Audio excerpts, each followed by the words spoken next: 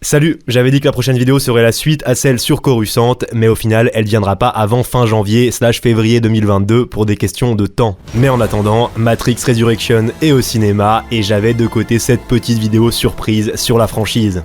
Ok, pour ceux qui connaissent pas bien l'univers, voilà ce que c'est Matrix.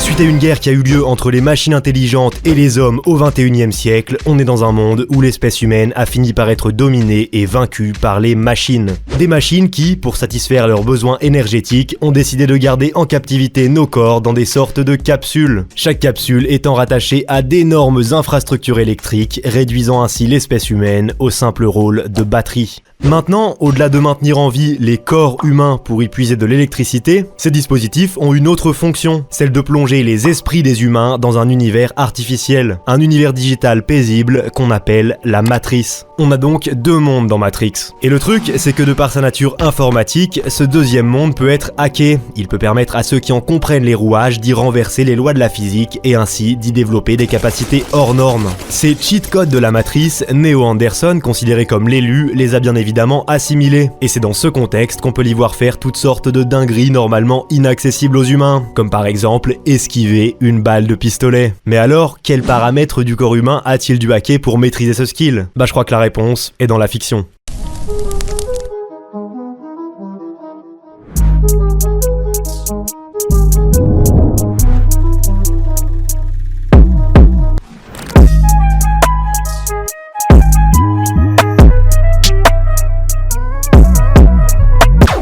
La scène qu'on analyse, elle se passe dans le premier Matrix, lors d'un face-à-face sur un toit entre Neo Anderson et un agent Smith. Dans ce duel de cow-boy, c'est d'abord Neo qui tire sur l'agent, et ce dernier esquive toutes les balles avec une attaque reflet. Puis dans un second temps, c'est l'agent qui tire sur Neo, et là, Neo nous sort une des esquives les plus cultes du cinéma. Bref, aujourd'hui, voici nos objectifs. De 1, calculer la vitesse de l'esquive. De 2, débattre du résultat, au regard d'un humain normal et de l'univers de Matrix. Enfin de 3, voir un exemple d'esquive de balle sur Terre. Oui, ça existe. Ah bon ? Commençons donc par l'étape 1, décrypter cette fameuse scène pour en déduire la vitesse de l'esquive. Dans ce cadre, la première chose que j'ai faite naturellement, c'est estimer la longueur d'une dalle de cette terrasse de rooftop. Et pour ça, j'ai utilisé cette capture d'écran du film où on voit que la longueur d'une dalle, c'est environ 4 pieds de Keanu Reeves. Wow. Il me restait donc qu'à trouver la taille des pieds de Keanu Reeves. Et pour ça, je suis allé sur des forums. Car bien sûr, sur les forums, tu trouves absolument tout. Et c'est vérifié dans ce cas, puisque dès 1998, il y a déjà des gens qui débattaient de la taille de ces yep. Les pieds. Bon, c'est finalement sur d'autres sites apparus entre-temps, des sites plus spécialisés, que j'ai trouvé un verdict. Ainsi, d'après mes sources, Keanu aurait des pieds entre du 10 et du 10,5 en taille américaine. Ce qui, d'après cette table de conversion, nous donne des pieds longs d'environ 27 cm. Cette info, je l'ai donc reportée sur notre capture d'écran, et je peux ainsi vous dire que ces dalles de terrasse sont longues d'1 mètre. Oui, tout ça pour ça. Et je suis même pas au chômage, c'est vous dire. Bref, on sait aussi qu'au moment de l'esquive, Keanu est situé au milieu de cette dalle de 1 mètre. Mais maintenant, faudrait savoir combien de dalles le séparent de l'agent Smith au moment du tir. Une autre information qui peut être déterminée avec cette capture d'écran, sur laquelle j'ai méticuleusement redessiné le quadrillage des dalles de la terrasse. On se rend ainsi compte qu'à ce moment-là, 8 mètres et demi séparent l'agent de Neo. Et ces 8 mètres et demi, combien de temps la balle tirée par l'agent Smith met-elle à les parcourir ? Bah comme on a la distance, pour savoir ce temps, faut juste connaître la vitesse de la balle du pistolet, et donc le type de calibre utilisé. Ça flingue. Pour ça, j'ai fait mes petites recherches, et non, contrairement à ce qu'on pourrait croire, l'agent Smith n'est pas sponsorisé Smith & Wesson, mais il utilise bien un Desert Eagle 50 AE, à savoir une arme qui propulse la balle à 470 mètres par seconde. À cette distance et avec ce calibre, la balle atteint donc théoriquement Neo en exactement 0,018 secondes. C'est donc en un temps inférieur à celui-là que Monsieur Anderson doit esquiver la balle. Qui dit esquive, dit alors temps de réaction. Et pour comprendre les rouages du temps de réaction chez l'être humain, on va utiliser des études qui ont été faites en neurosciences, la discipline où on s'intéresse à ce sujet. Alors j'ai effectivement trouvé des éléments de réponse, et je vais vous les introduire dans le contexte de notre situation. Donc celle avec l'agent Smith, son Desert Eagle et Neo. À t égale 0, la balle est tirée par l'agent Smith, et à l'instant où elle sort du canon, un flash lumineux apparaît. C'est ça le premier signal que va recevoir Neo pour déclencher son mouvement d'esquive. Oui, c'est bien un stimulus visuel qui déclenche tout. On peut pas prendre le bruit de la détonation comme point de départ parce que la balle va plus vite que ce bruit, donc notre cible serait frappée par cette dernière avant même de l'entendre. Enfin de façon, qu'il soit visuel ou auditif, on a bien ici affaire à la première étape qui rentre en compte dans le calcul du temps de réaction d'un humain, la perception d'un stimulus. Stimulus ici visuel avec cette lumière qui sort du canon. Une lumière qui se déplace tellement vite qu'on va faire l'hypothèse qu'elle atteint instantanément l'œil de notre humain. En gros, on se dit juste que ce temps de perception, il est négligé tellement il est faible par rapport aux étapes qui suivent. Puisque oui, après la perception, on entre dans l'étape la plus longue, la phase de traitement de l'information. Une phase qui commence par la transmission d'un signal depuis l'œil de Neo vers son cortex visuel, situé dans une zone du cerveau appelée le lobe occipital. À ce stade, on vient donc de donner un sens à l'information visuelle reçue et environ 50 millisecondes viennent de s'écouler.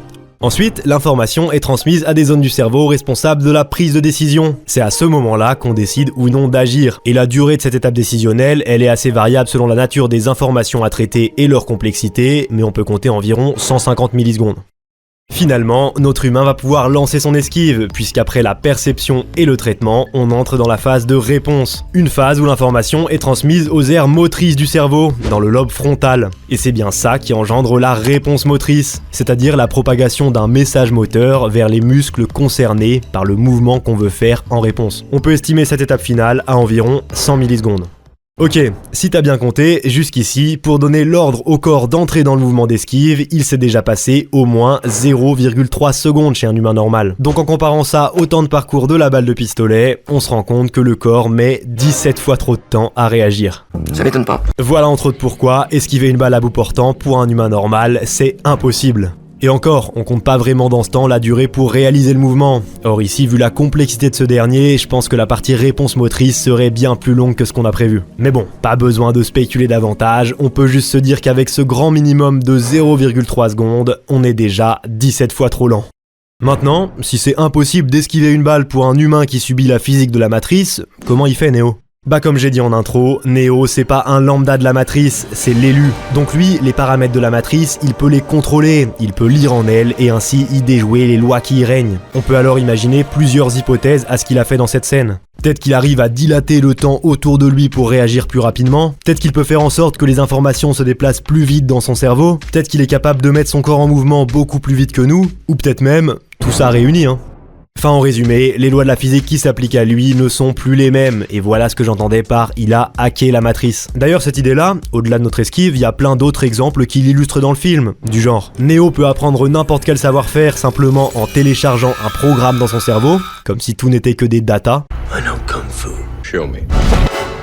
Neo peut ressusciter Trinity en manipulant son corps, un corps qui n'est finalement ramené qu'à un code informatique dont le cœur qui s'est arrêté ne serait qu'un bug.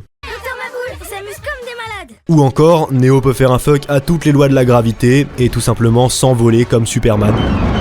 Enfin voilà, il y a plein d'exemples où on le voit lire dans les rouages de la matrice pour se créer des super pouvoirs. Et c'est selon moi ce qui peut expliquer ses capacités hors normes dans le film. This is a sparring program, similar to the programmed reality of the Matrix. The same basic rules like gravity. What you must learn is that these rules are no different than the rules of a computer system. Some of them can be bent, others can be broken.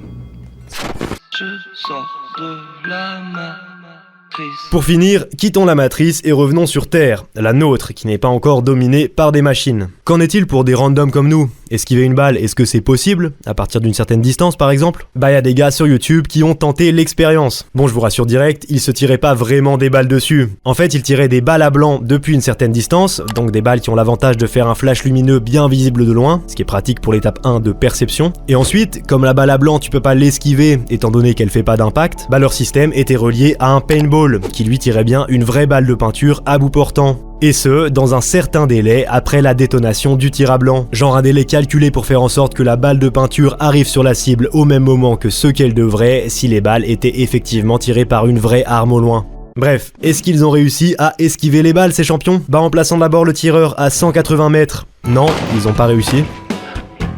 Damn. Ensuite, en le plaçant à 365 mètres, ils ont eu des meilleurs résultats, mais ils ont toujours pas réussi.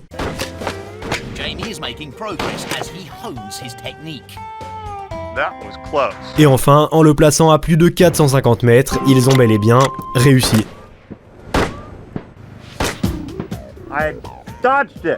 Bon, on est très loin d'une esquive à la Matrix, on est aussi très loin du tir à bout portant de l'agent Smith, étant donné que plus de 4 terrains de foot séparent le tireur de l'esquiveur. Mais voilà, j'ai trouvé cette expérience marrante et je voulais la caser. Ceci dit, je le répète, malgré cette réussite finale, je pense qu'on est d'accord pour dire que la conclusion de cette vidéo, ça reste qu'esquiver une balle, c'est uniquement possible dans Matrix. Sur ce, à la prochaine et bonne année.